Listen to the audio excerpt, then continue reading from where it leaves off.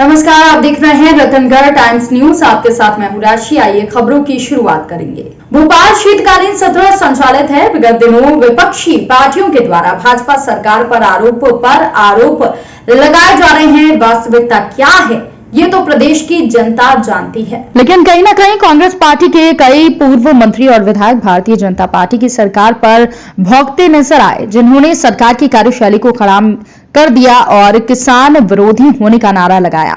दूसरी ओर किसानों के बढ़े हुए बिजली बिलों को लेकर कांग्रेस पार्टी के नेताओं ने भाजपा सरकार को घेर कर दबाव बनाने की कोशिश की। आप सुनिए कांग्रेस पार्टी के नेताओं की भाजपा सरकार पर भौंकने की कहानी नेताओं की जुबानी।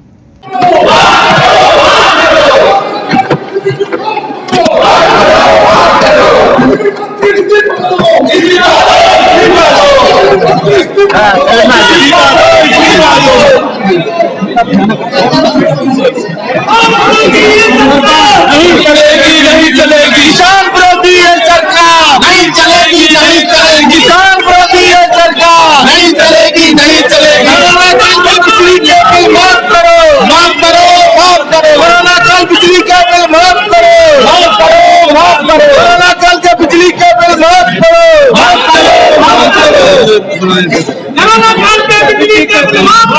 कोर्ट में आप दूसरे दिन जा सकते हैं। आप चुनाव की प्रक्रिया शुरू कर रहे हैं। चुनाव की प्रक्रिया अभी चल रही है और ये चलती हुई प्रक्रिया में वो जानते नहीं कि चुनाव होगा नहीं होगा। जहाँ नहीं हो रहा वो जानते नहीं आरक्षण होगा या नहीं होगा।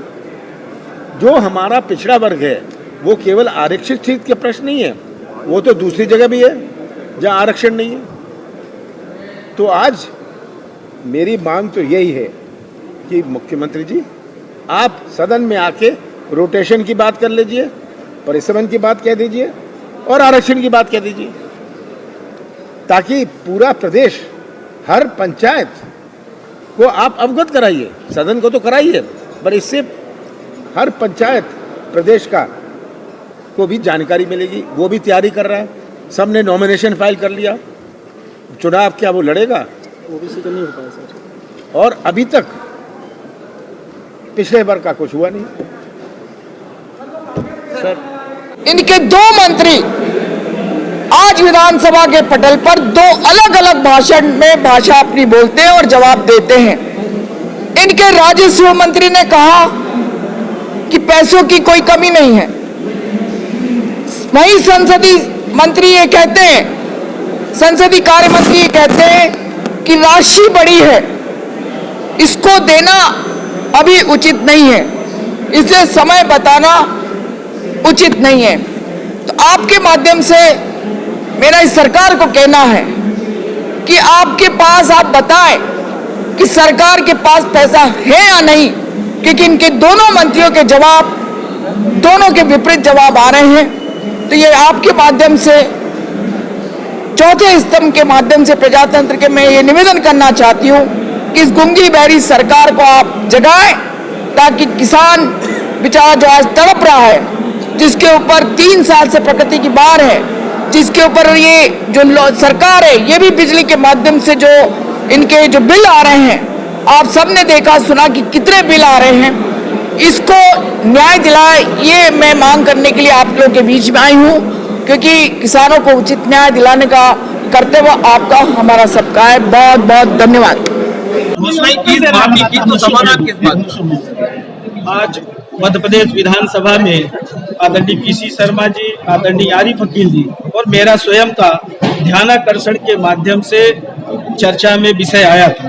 तो विषय की गंभीरता को समझते हुए विधानसभा अध्यक्ष जी ने ध्यानाकर्षण के माध्यम से बिजली विभाग की जो तानाशाही चल रही है, अवैध वसूली चल रही है, जबकि मुख्यमंत्री ने कोरोना काल में जो घोषणा की थी कि द्वितीय जो कोरोना काल है, इस बीच का जो बिजली का बिल है, चाहे वो गरीब हो, मजदूर हो, चाहे किसान हो, सभी वर्ग के लोगों की हम वसूली माफ करेंगे, रोक देंगे।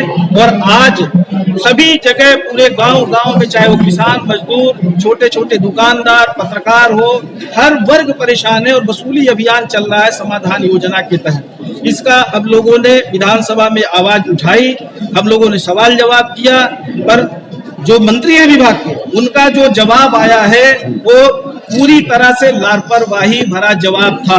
और असत्य बयानी किए हैं, सदन को गुमराह करने का काम किए हैं, हम उसकी घोर निंदा करते हैं। और कांग्रेस पार्टी ने बहिर्गमन किया है और बिजली मंत्री के इस्तीफे की बात की है कि बिजली मंत्री को इस्तीफा देना चाहिए।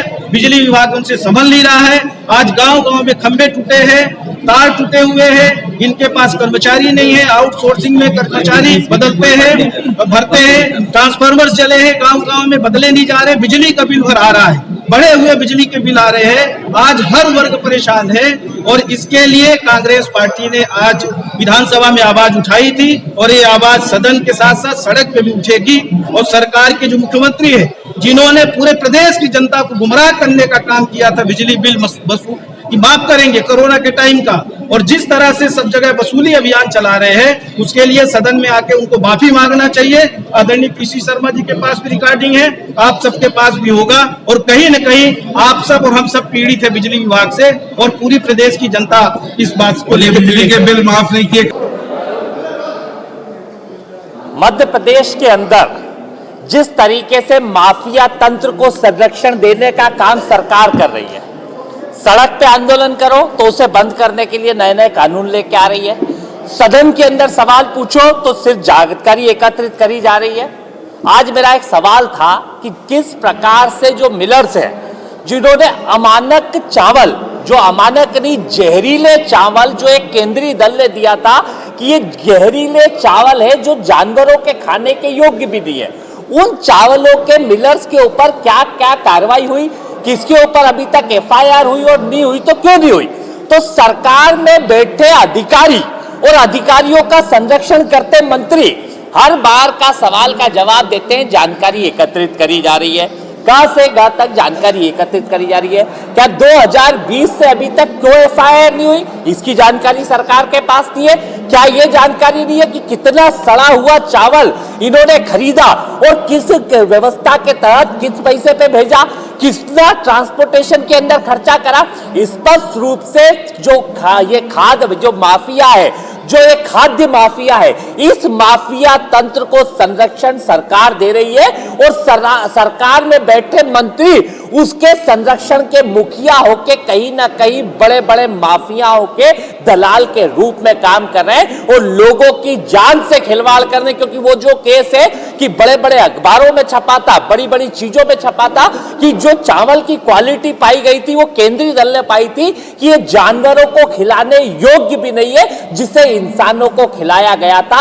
एक लूट सके तो लूट योजना मध्य प्रदेश में चल रही है और यही वो पैसा है जिससे मध्य प्रदेश में कांग्रेस की सरकार गिराने के लिए विधायक खरीदी के पैसे करेगा और वही पैसे की वसूली के लिए अभी काम चल रहा है।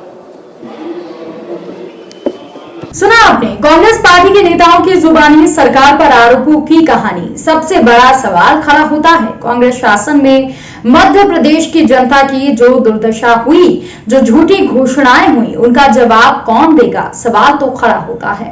इस बुलेटिन में फिलहाल के लिए इतना ही। अपडेट्स के लिए आप बने रहिए हमारे साथ। नमस्कार। खबरों में बने रहने के लिए रतनगढ़ टाइम्स न्यूज को सब्सक्राइब करें और बेल आइकन को दबाना बिल्कुल ना भूलें, ताकि हर खबर की अपडेट आपको मिलती रहे। इसके अलावा आप हमारी वेबसाइट ratangartimes.com पर भी विजिट कर सकते हैं, जहां पर आपको मिलेगी हर खबर सही समय पर। इसके साथ ही आप हमारे ऐप रतनगढ़ टाइम्स को भी डाउनलोड कर सकते हैं। प्ले स्टोर पर ये इजीली अवेलेबल आपको हो जाएगा और इस ऐप को डाउनलोड कर आप सही समय पर अपडेट्स पा सकते हैं।